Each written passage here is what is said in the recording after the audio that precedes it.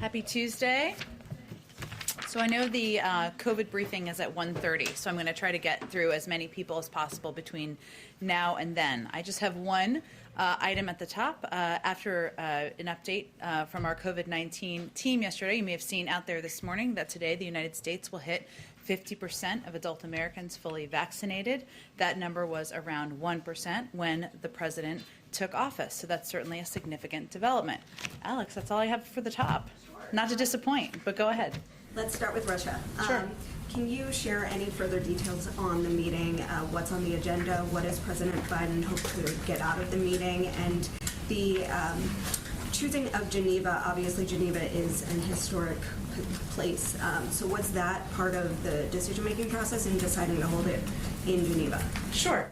Well, let me start with, of course, you've seen the statement we put out this morning confirming that President Biden will be meeting with President Putin in Geneva, as you said, on June 16th. The leaders will discuss the full range of pressing issues as we seek to restore predictability and stability to the U.S.-Russia relationship. And to more specific to your question, we expect they will spend a fair amount of time on strategic stability, where the arms control agenda goes following the extension of New START. Obviously, we're both members of the P5+1 as well, as those negotiations are ongoing. The President will also raise Ukraine, underscoring America's support for Ukraine's sovereignty and territorial integrity. And he will also plan to raise Belarus and convey our grave concerns as he has now done publicly, privately, as he has now done publicly.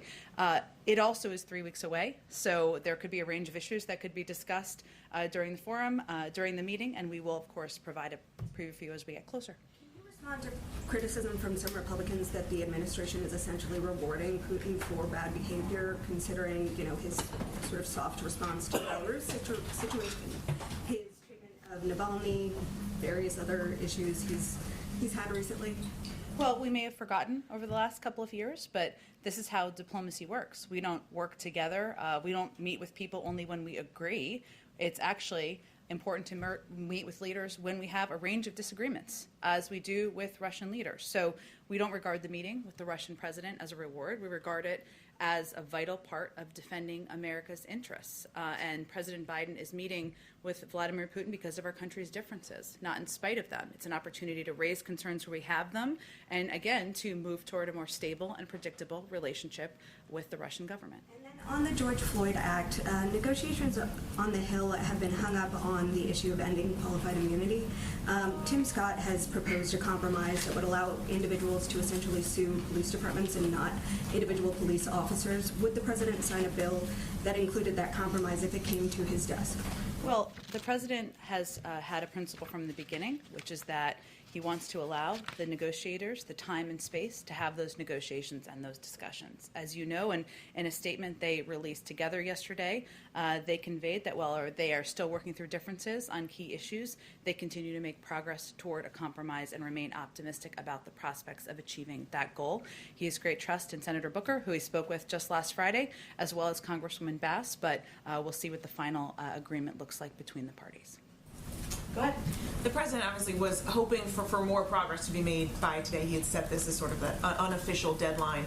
We are seeing some movement on the Hill, but can you explain to us a little bit more what the president himself has been doing, conversations he may have been having to try and deliver on that goal? Sure. Well, we have been closely engaged with the negotiators and a range of parties on the Hill. We have also been respecting the space needed for the negotiators to have these discussions about where they can find common ground and where they can find agreement. So we've been closely engaged. The president himself called Senator Booker to get an update last Friday. I expect he'll continue to get updates over the coming days. And we have also been made it a priority to leave space for the negotiators to have these discussions. We've actually gone back and have been talking to some of the police reform advocates, some of the victims' families who met with the president during the campaign to kind of get their perspective on action or lack thereof coming out of Washington. And some of them have expressed some real frustration that they feel that the president could be doing more here, that he could be putting more public pressure on Congress. Your response to that, and why aren't we seeing him today, for instance, come out and speak publicly and trying to urge more action here? Well, we issued, or are issuing, if it hasn't gone out yet, a public statement from the president in his name commemorating the anniversary of the death of George Floyd, a moment that impacted him deeply personally, as it did millions of Americans. As you know, he's meeting with the family today. He wants that to be a private discussion. He has a close relationship with them, or they've really impacted him in their courage and grace over the last year, and he felt it was important for that to be private. But look, I think we may just have a disagreement in terms of what the right strategic approach is to these negotiations moving forward and getting to the final outcome, which we all want to see, which is a bill that the president can sign into law. I will say that we are very engaged with a range of groups around the country, civil rights groups, police reform groups, and advocates about what they think is going to work, and we have kept them abreast of what our strategy is. I'll also note, though, that the president has also, while we've been pushing for this legislation, he also, when he was running for office, pledged to appoint DOJ leadership that would prioritize pattern or practice investigations, emphasize the importance of the Justice Department using the authority he spearheaded as senator to investigate systemic police misconduct. That's something the Attorney General has already moved forward on. And we also, in our initial budget calls that we put out several weeks ago, we called for increasing funding for the Department of Justice's Civil Rights Division by millions of dollars in order to advance accountability and reform. So I will say we are continuing to press in the way we feel is most effective and most constructive in coordination with the negotiators, but we also are taking additional steps that we can take and our administration can take to move forward accountability and justice. Go ahead. Thank you, Jen. Just to follow up on Mary's questions, why wouldn't the president use his bully pulpit today to call for police reform? Is it a missed opportunity? Well, Kristen, he used the opportunity of his joint session address, which is the highest profile moment any president of the United States has in their first year of office, to call for forward movement on police reform, to call for the George Floyd Justice and Policing Act to pass. And we put out a statement today, and he's meeting with the family. Again, I think this is a matter of what we feel is most constructive to move these negotiations forward and to get to the final outcome that everybody who advocates for justice, who advocates for reform wants to see, which is signing this bill into law. And when does he expect to see this bill on his desk? Is it this summer? I'm not here to put a new timeline on it, Kristen. He's encouraged by the statement we saw the negotiators put out yesterday, that they feel there is an opportunity for progress, for forward momentum, for forward movement. That certainly is significant coming from Democratic and Republican negotiators. As you know, Congress works very well when they have a deadline. There doesn't seem to be a deadline anywhere. As soon as possible, he'd like to sign the bill into law. As soon as possible. How does he keep the pressure up, though? He remains closely engaged and closely in touch with the negotiators about what is most constructive and what role he can play and we can play to leave the space for them to negotiate and to move toward a place where he can sign the bill into law. And following up on Russia, what message does it send to the United States adversaries that the president would hold a summit with President Putin in the wake of all of these recent provocations? That the President of the United States is not afraid to stand up to our adversaries and use a moment of in-person diplomacy to convey areas where he has concern and look for areas of opportunity to work together in areas where we have mutual agreement. But why not wait until they've shown some good faith on some of these issues before setting up a summit? Is he not, in some ways, offering him a victory here? We proposed the summit because we feel that it is an opportunity to move forward our national interests and our agenda. And the most effective approaches to diplomacy are those where you seek opportunities to have tough conversations. We're not suggesting that at the end of this that is going to be easy breezy from here. In fact, we continue to expect that we'll have difficult conversations. We will have confrontations at points about areas where we have disagreement, but this is an opportunity to move toward a more stable and predictable relationship with Russia. Very quickly on Belarus, I know you got a question on this yesterday. It's now been 24 hours. Has the White House, has the president determined whether Russia had any role in diverting that plane? I did not give any indication that we had that view yesterday, and that has not changed. But so will the White House make a determination before this summit? We don't have a belief that that is the case. Go ahead. Thank you, Jen. First on COVID, does President Biden think these theories we hear more about now, that COVID-19 may have been man-made and escaped from a lab in China, are a wacky conspiracy theory, or based on what he has heard and been briefed on, does he think that's possible? Well, we went through this journey together yesterday, so let's do it again. So the president believes there needs to be an independent investigation, one that's run by the international community. It's an international pandemic that has killed hundreds of thousands of people around the world. He believes the Chinese need to do more to put forward data, to be more transparent. And in the second phase of this effort, he's certainly hopeful that will be the case. And he believes that every theory should be explored through that process, but that we shouldn't jump to conclusions before that data and that information is made available. Thank you. And on the rise in violent crime, compared to this time last year, homicides up 113% in Minneapolis, up 38% in Philly, up 22% in Chicago. Just to clarify, the White House's position on this is that that is mostly because of guns? Well, first, I'm not sure what data you're looking at, but I think most data that is out there shows that there's actually been a rise in crime over the course of the last year, since the start of the pandemic, which actually predates President Biden taking office, to be totally clear. Right now, You're right, Peter, and that's why we are focused. Well, we're focused on solutions here, and that's why we proposed we put $5 billion in the American Jobs Plan to help address community violent intervention programs, to help fund them. That's also why we fought for funding for state and local governments in the rescue plan, something many opposed. There was a lot of Republican opposition to that. That's helped keep cops on the beat and other public servants in vital roles, and it's why his budget proposes to increase funding for the COPS program by $300 million to invigorate community policing. We believe there needs to be funding. We believe there needs to be, we need to help from the federal government ensure community policing and local police have the assistance they need. And the last one, the mayor of St. Louis says that she believes more police does not prevent crime. Does President Biden agree with that? The president believes there's a number of steps that need to be taken to rebuild trust in communities. Police reform is long outdated. He also believes that there needs to be funding for local programs and local initiatives, and there's not going to be a shortage of funding under our watch. Go ahead. Back to Belarus. Why does it seem like the U.S. is sort of lagging behind what other nations have done? The EU was very quick to impose sanctions. What is the U.S. considering, and why is it taking until now or beyond? It's only been a few days. It's not been that long. I will say that the president has asked his team to develop appropriate options in close coordination with the European Union, our allies, and other international organizations to help hold the Lukashenko regime to account, including sanctions. Is there anything? Can you give us some readout of what's being considered? Not before it's presented to the president, but he's asked his team to put together some options for him, and we certainly remain in close touch and coordination with our European counterparts. And as I read out yesterday, our national security advisor spoke with his Russian counterpart and certainly conveyed in strong terms our concerns here as well. And secondly, on infrastructure, Republicans today are saying that in their Oval Office meeting with President Biden 2 weeks ago, that the president indicated he was comfortable with $1 trillion over 8 years. Is that accurate? And secondly, they're also saying that White House staff has since ignored that sort of offer, if that's the right word. Well, let me just peel the curtains back for you here a little bit. I don't know if that's peeling the curtains back, but you know what I'm saying.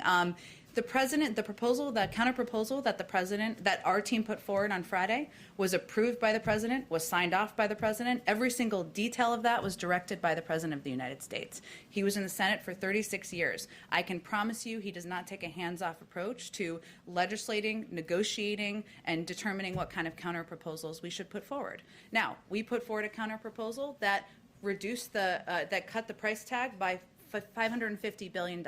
We felt that was a good faith effort. And we look forward to getting a counterproposal back from the Republicans, which we've seen they've conveyed we expect to get later this week. And we certainly look forward to that. At the same time, I will say that we expect this week to be a week of progress. We know tomorrow the Energy and Public Works Committee, under the leadership of Chairman Carper and Ranking Member Capito, is marking up the Surface Transportation Bill. That's a $303 billion infrastructure bill that is a great down payment. It's very much aligned with the president's proposal and initiatives. We expect the Senate to finalize an agreement on the Innovation and Competition Act this week. This is a proposal led by Leader Schumer that will make an important investment in research and development. And again, we expect to get a counterproposal later this week. I'd say that's progress. That's legislating. That's negotiating. That's compromise certainly happening. Just real clear, so the $1 trillion, that was not mentioned in the Oval Office? I'm not going to read out any more specifics of a private conversation, but I will just reiterate that the proposal put forward last Friday, that we put out transparently to all of you, that brought the price tag down by $550 billion was directed, signed off on by the President of the United States. Go ahead. Thank you, Jen. Question for you on the Olympics. On Monday, the U.S. urged against travel to Japan, and this is just 2 months before the Olympics. Has there been any change in the United States support for Japan's decision to hold the Olympics? Our position has not changed on the Olympics. We respected the decision to delay the games last summer. We understand the careful considerations that the Japanese government and the International Olympics Committee are weighing as they prepare for the Tokyo Olympics this summer, and the government has stressed that public health remains the central priority as they plan to host the games. The President proudly supports U.S. athletes. I would note that we're talking about athletes, of course, traveling under the Olympic umbrella, which within their strict COVID protocols. This is one of the very limited categories of U.S. travelers that are actually planning on going to Japan for the Olympics.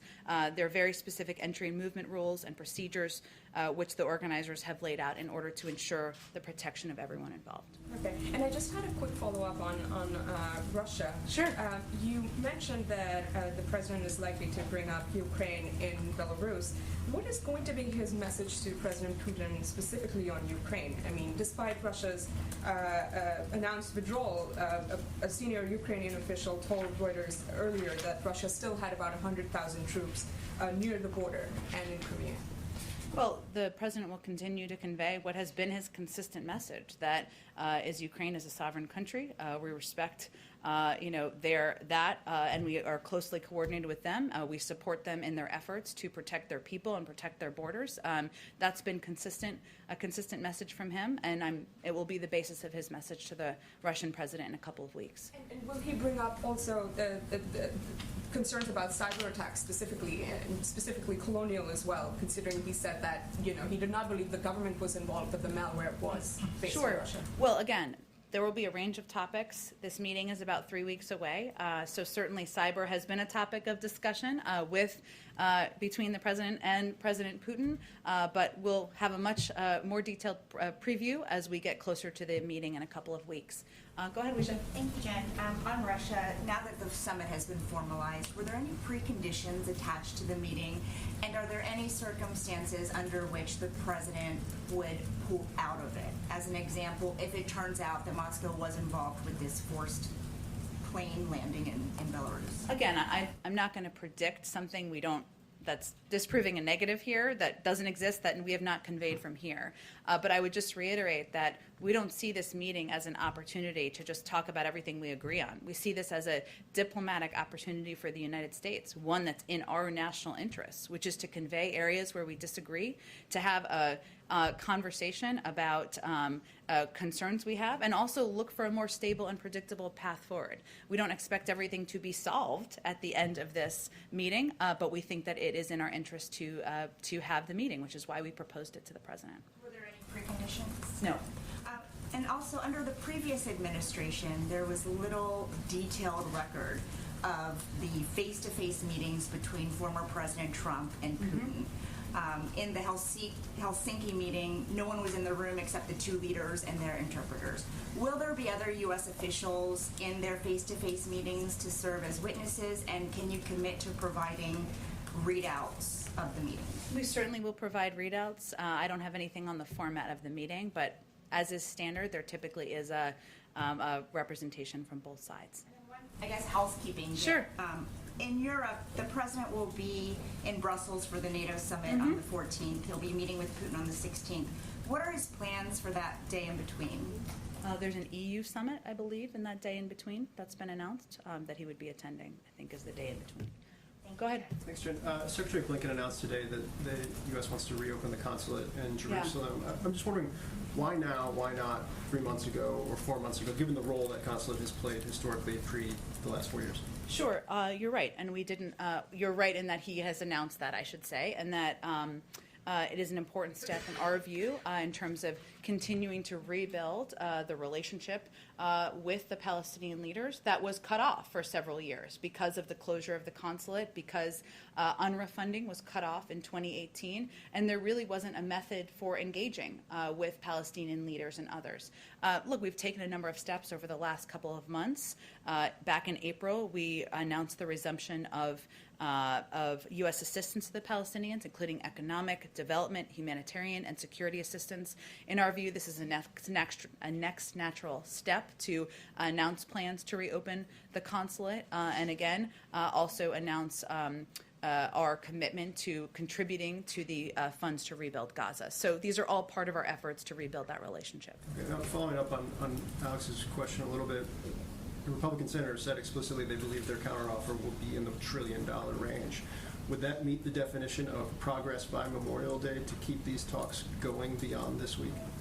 Well, again, as I said a few minutes ago, our view is that this can be a week of progress, and including the counteroffer, which we expect to get later this week. I'm not going to prejudge what that looks like. We'll have to look at the nitty-gritty details. Certainly, them coming up and funding is progress, but we'll see what that looks like. In addition, the markup tomorrow of the surface transportation bill, that's bipartisan work trying to fund an infrastructure bill that's consistent with the principles of the American Jobs Plan.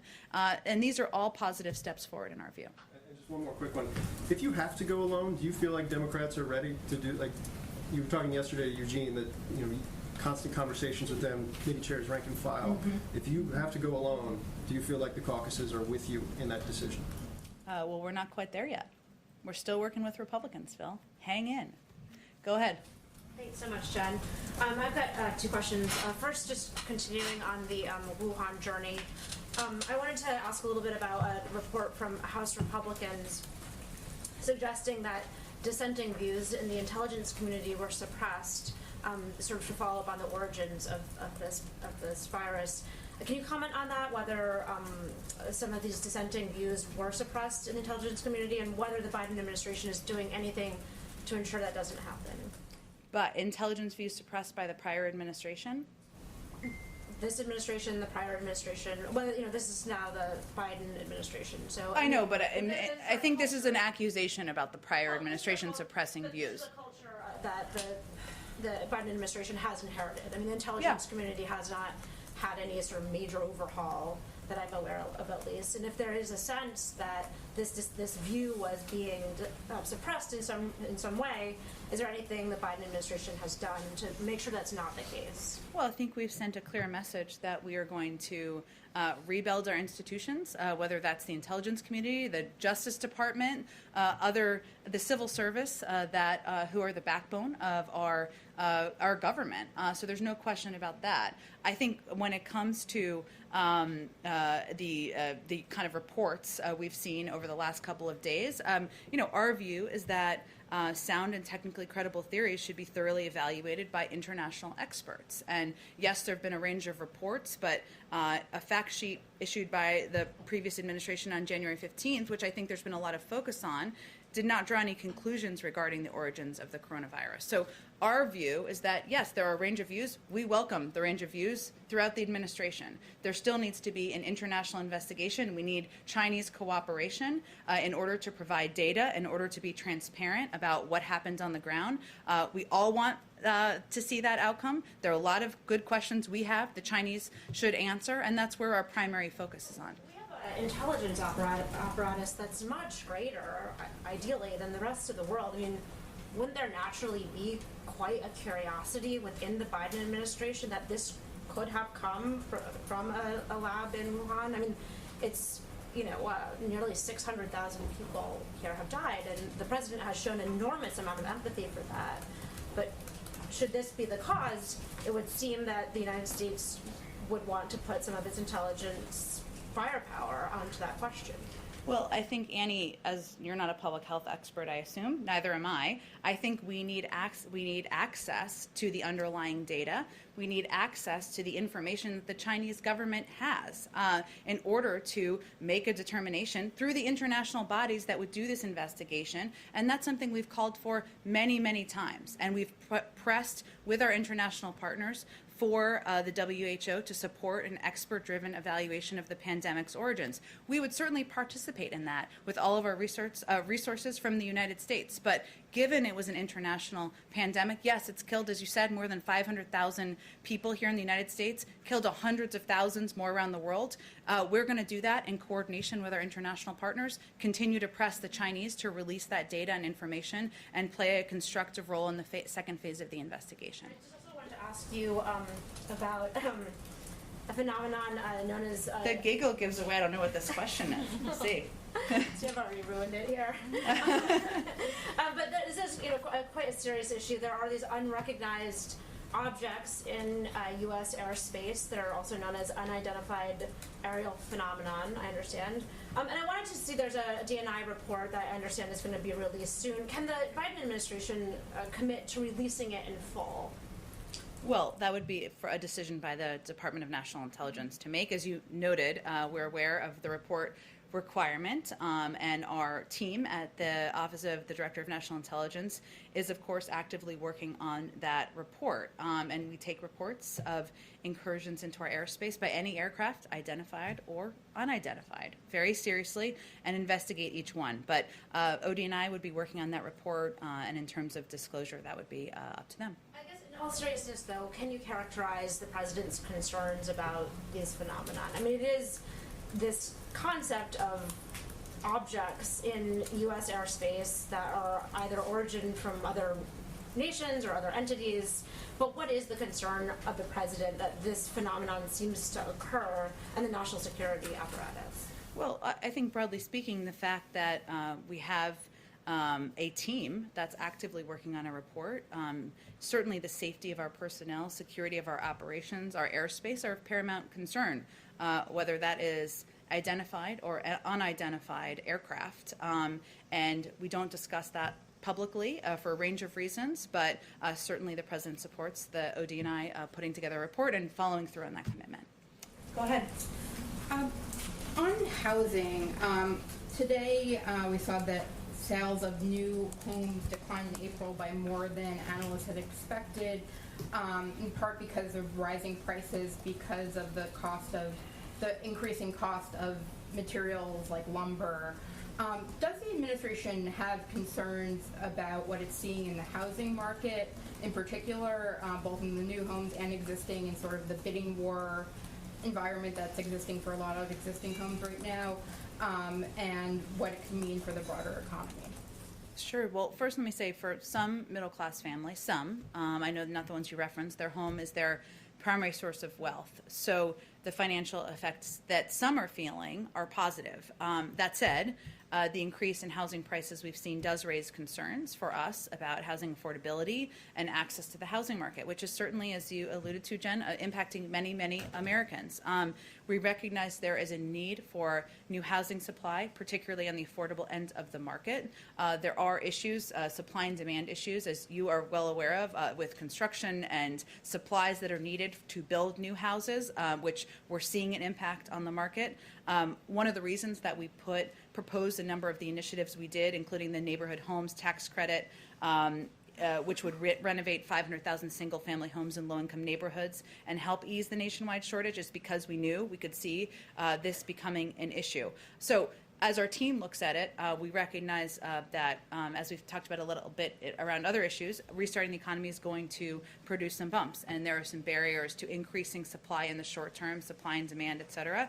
We're carefully monitoring these issues. We are cognizant of and concerned about housing affordability and access in the housing market, and our team is watching it very closely.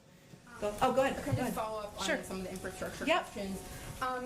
Both in some of the Republican senators' comments on the Hill today, in their written statement last week, there were mentions of sort of the White House staff potentially getting in the way of negotiations. This is also a theme that we heard back in February. Is there any daylight between the staff and the president in these negotiations? Do you think that, and why do you think that the Republicans are using this kind of wedge in this conversation? Well, I'm probably not the right source to answer the second part of that question, but I can tell you on the first, On the first, many people, you can ask that question. On the first, the president oversees and directs his team as it relates to what he wants to see on negotiations, what kind of proposals he wants to see, and he signed off on the proposal that was put forward on Friday, which he felt, and we all felt, was a reasonable counteroffer, given it brought the price tag down by $550 billion. But this is an ongoing negotiation. We're eager to see what the Republicans propose or what their counterproposal looks like, and it sounds like we're going to see that in the next few days. Go ahead. If Congress does not pass legislation to create a January 6th commission, does the president want to create his own presidential commission to look into the events of that day? Well, we're not quite there. There have been Republicans who have come out over the past several days and conveyed their support or their openness to discussing the path forward on a January 6th commission. That's a positive sign. Our view is this is not a political issue, that it is a commission that could help look into one of the darkest days in recent modern history, a dark day on our democracy, and the president is hopeful that members of Congress will do the right thing. Go ahead. Yeah, I wanted to get some guidance on the Floyd meeting this afternoon. Sure. Can you give us any guidance on what the president intends to convey to the family? What he hopes to tell them, even in broad terms? Well, I think a lot of the meeting will be him listening to them and hearing from them on what they want the path forward to look like. He'll provide them, I'm sure, an update on his efforts on the legislation and the negotiators, which is important to everybody who will be in that meeting. But he really wants it to be, he wanted it to be a private meeting because he has a personal relationship, and he wanted to hear how they're doing, give them an update on his efforts to sign a bill into law and ensure there's long overdue accountability. And, I expect we'll have a readout after the meeting. One more quick question, and that is, we were told that the administration moved to terminate members of the U.S. Commission of Fine Arts, and one of my colleagues reported out a story with an interview with the chairperson of this commission who said that in the history of this Commission on Fine Arts, this had never happened before, that the president or his administration had asked for the termination of all 3 members of the committee. Can you give us any clarification on why this move was made and why the president decided to remove these commissioners?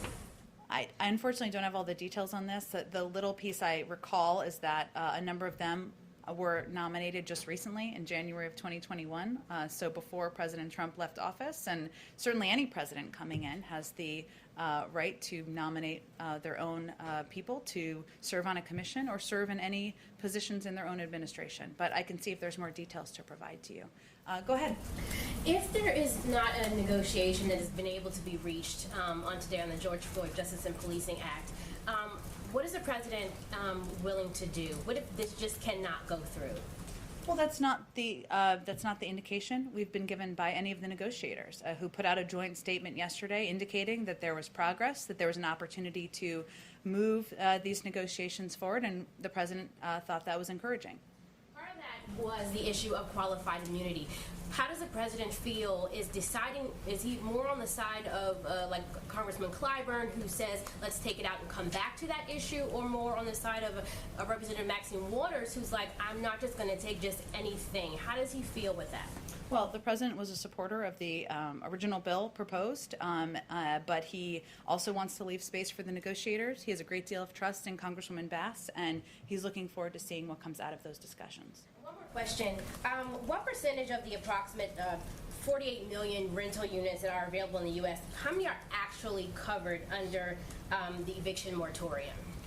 That's a great, excellent question. I'd have to check with our Department of Housing and Human, HUD, the HUD. I'll check with our friends at HUD, and I'm happy to get a number to you if that's available. Go ahead. Thank you. And to build off her question on police reform, Sure. Is there a plan B? Would President Biden use executive action on police reform? Well, he's already, of course, taken many executive actions. He wants, at this point, he feels the most constructive role he can play is to stay in close touch with the negotiators, to make sure he is continuing to advocate for moving this legislation forward and leave space for them to negotiate. So we're not going to get ahead of that. He was encouraged by the public statement made by the negotiators, bipartisan, Democrats and Republicans, just yesterday.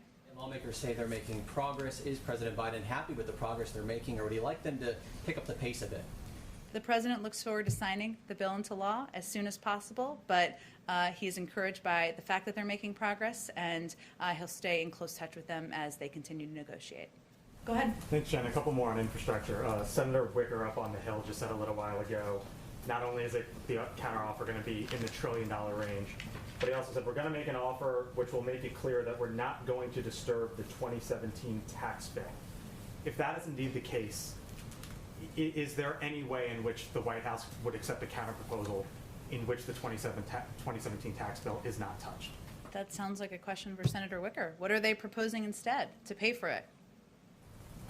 Well, I guess you guys need to see some of the details, but in terms of a top line, if that just flat out isn't touched, does that mean you guys can't come? The proposal is about investing in infrastructure, creating millions of jobs, making sure we're competing with China and preparing our workforce. The president proposed a way to pay for it. We're waiting hear back from Republicans on how they would propose to pay for it. So if they don't want to touch the 2017 tax cuts, $2 trillion tax cuts that did not end up having a windfall back to the American public, I guess that's their choice what they put in their proposal. But they have to propose an alternative. So I guess I hope you ask Senator Wicker that question. And then to bounce off another question as well, can you assure the American people that there is going to be an infrastructure package, whether it's negotiated between the White House, congressional Democrats, and congressional Republicans, or if this ends up going down the line of reconciliation in which Democrats come together and put forth their own plan? One way or another, however this comes about, are you confident that there, at the end of the day, is going to be an infrastructure package? Well, the president's only line in the sand is inaction. Right now, we're in the midst of bipartisan negotiations. We're looking forward to getting a counterproposal. We're seeing bills marked up over the next few days that are a down payment on the president's ideas. Those are all positive signs. So we're in the midst of progress here. So that's what we're focused on at this point. Go ahead. Thanks, Jen. To follow up on some of the questions about investigations, the origins of the coronavirus. Yeah. You've spoken a lot about the need for an independent investigation. What role does the Biden administration think U.S. scientists or CDC scientists should play in that investigation? Well, the WHO would be the body that would be overseeing a transparent, independent phase 2 investigation. That's something we have strongly supported. That would require China finally stepping up and allowing access needed to determine the origins. Of course, the United States would be supportive of that second stage of the investigation, but it would be led by an international body. So the U.S. wouldn't take a leading role, essentially, in Again, the WHO, which we rejoined when the president took office, is the body that we have been pressing and is the appropriate body for moving this investigation forward. Just quickly, given some of the concerns among some economists and some lawmakers about inflation, has the president considered loosening trade barriers like some of the tariffs that were put in place during the last administration to sort of combat those concerns, or is he, I guess essentially, is he weighing lifting some of those trade barriers like tariffs? Well, we're constantly reviewing the policies of the last administration, but I would reiterate that monitoring inflation is obviously the purview of the Federal Reserve. Our economists have conveyed that they feel that the impact of our proposals will be transitory. The economy is getting going again, but in terms of any actions that would be taken, we would defer to the Federal Reserve. Go ahead in the back. Oh, and I'll come back to you. I'm sorry, I didn't mean to skip you. Go ahead. Yep. The Anti-Defamation League has noticed an increase of over 63% in reported anti-Semitic incidents since May 10th. Both the president and the vice president have condemned them, but can you discuss how the administration is working with various stakeholders and outside groups to try and curb them? Sure. Well, I will say that the president we issued a tweet from the president. He issued a tweet yesterday conveying his concern about the anti-Semitic acts we've seen happen around the country.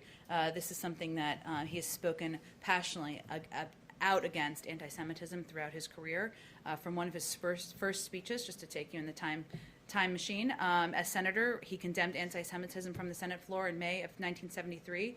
And obviously up to his vocal condemnation of the events at Charlottesville. He recognizes this is a persistent evil that always deserves our attention and efforts.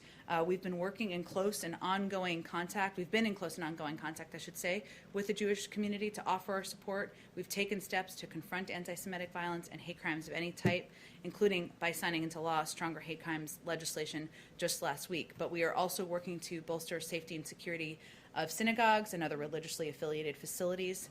and organizations. DHS has briefed security directors across the Jewish community in the United States and is preparing a public awareness bulletin that will include security measures individuals and facilities can take. So we have an across-government effort that the president is quite focused on.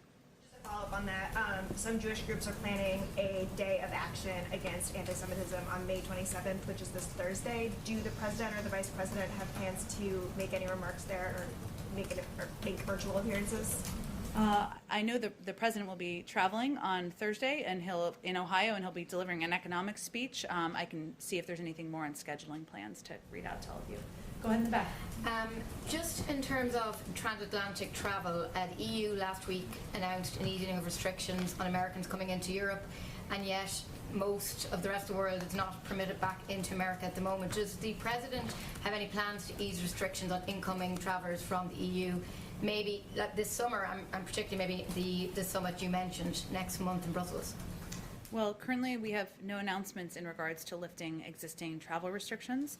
Any decision to change or lift them would be based on the guidance of our public health experts, of course, and an interagency process, including all relevant agencies, would be required to ensure a policy change is operationalized appropriately. I will say, of course, we want to have travel resume between the United States and Europe and other countries around the world. We're very mindful of the pandemic, ensuring we're taking every step we can to keep the American people safe, and that's why we rely on the guidance of public health officials. And just a quick second question. We're now more than 4 months into the presidency, and very few ambassador positions have been announced. A, when should we expect something on that? And B, just a bit more specifically, more than 24 members of Congress have written to the President calling for the appointment of a special envoy for Northern Ireland in light of recent an uptick in tensions there. Is there any plan to appoint a special envoy to Northern Ireland? Well, on the latter, we certainly continue to closely monitor issues in Northern Ireland. We welcome the provisions in both the trade deal between the United Kingdom and European Union and Northern Ireland Protocol which will help protect the gains of the Belfast Good Friday Agreement. I don't have any personnel to announce for you. That would be the State Department that would make that recommendation in terms of ambassadors. I know I keep saying this, but coming soon. But I don't have any update for all of you today. Go ahead. Okay, sorry, this has got to be the last one. Some governors and mayors want to use their portion of the $350 billion in direct aid from the American Rescue Plan on infrastructure, such as road and bridges repairs. But this type of infrastructure spending is prohibited under the American Rescue Plan law. Is the Biden administration open to offering more flexibility to allow cities and states to use their money on roads, bridges, and other infrastructure improvements? The state and local funding?